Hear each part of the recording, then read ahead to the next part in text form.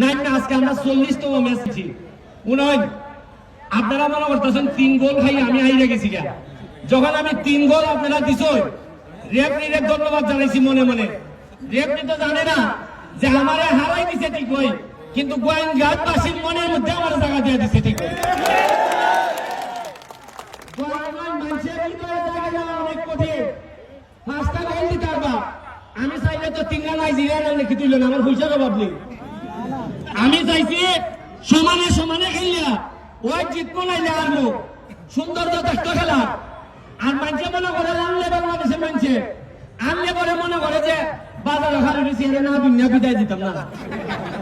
কিন্তু মানুষ তো জানে না সম্মান দেওয়ার মানে দিলে আল্লাহ। আল্লাহ যারা সম্মান দেন তারা বন্ধায় কোনোদিন অসম্মান করতে পারে না।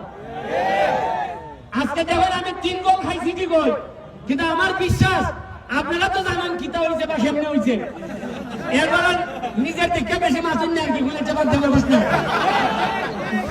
এখন কিতা আমি জানি আমার এলাকার লোক তো ছাত্রী নাই তো বিদেশি বেড়ে, তাও তো আপনারা এলাকার মানুষ অনেক ভালো। ছাত্রী এত পাইছে না আমার বলেন। আমি তো আপনারা এলাকা থেকে ভাবছি যে রাগ হইব মনে মানুষের বেশি, ফুলাইনদের মনে রাগ হইব বেশি। বিশেষ করে আপনারা উপজেলার চেয়ারম্যান, তাই তো একবারে দেখলাম আমি তাই অথবা চিনি না, কিন্তু মাঠের মানুষ মনে হয়েছে আমার কাছে, কোনো আওয়াজ নাই বেটা। এটা এরকম একটা বাইরে আমার এলাকার তো চেয়ারম্যানের গরমে চিকন যায় আর উপজেলার চেয়ারম্যান তো করে। আর এরপরে দেখবেন আপনি নেতারা নির্বাচিত হইয়া 8টা 10টা ফুলের মালা লইয়া যেভাবে মানুষ আনন্দ করে, আমি কই আল্লাহ 4 লাখ মানুষের দায়িত্ব তোমার দেওয়া হয়েছে একটা উপজেলা, তুমি আনন্দ করে কেন মিয়া? তুমি মনে রাখো তোমার 4 লাখ মানুষের মধ্যে কোন একটা লোক যদি অভাবে চুরি করে আর এর হাত কাটবার আগে ইসলামের নিয়ম হইল নেতার হাত কেটে দেওয়ার লাগে আগে।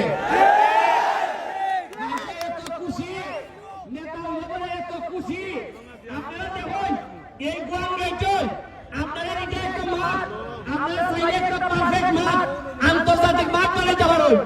আপনারা একটা স্টেডিয়াম নাই। আমি আশ্চর্য হয়েছি, আপনারা তো অনেক কৃতি সন্তান আছে, একটা স্টেডিয়াম বানাই দিলে কি তো এমন।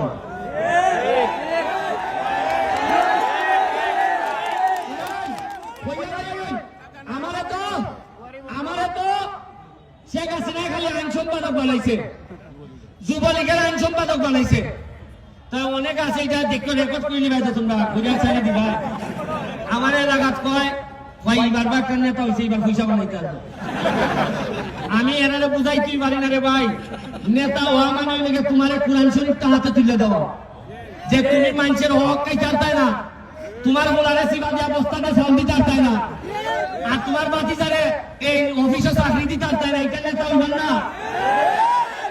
তবে তোমরা কথা দিয়ে যায় শেখ হাসিনা তো খালি আইন সম্পাদক বানাইছে, কোন মন্ত্রী যদি বানায় তাহলে এখানে একটা স্টেডিয়াম আমি খালি করে দিব।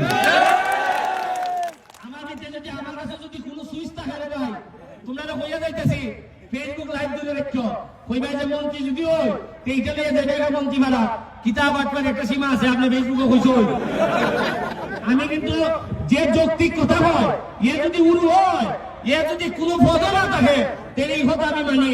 আমি হইয়া গেলাম আপনার নেতৃবৃন্দ উপজেলা চেয়ারম্যান সাহেব আসুন, তাই এমপি সাহেব মন্ত্রী সাহেব তৈরি একটা স্টেডিয়াম ঘুরে দিলে ভাই সাহেব করোনায় খারে কুম্বালা নিয়ে গাইছে, ঠিক আছে। আমরা যারা এখানে আছি, এই যে আমরা এই এসপি ভাই সহ এখানে যারা আছি, কুম্বালা করোনায় আতাই নাই, ঠিক নাই তো এইবার আগে প্রত্যেকটা জায়গা রাখুন না।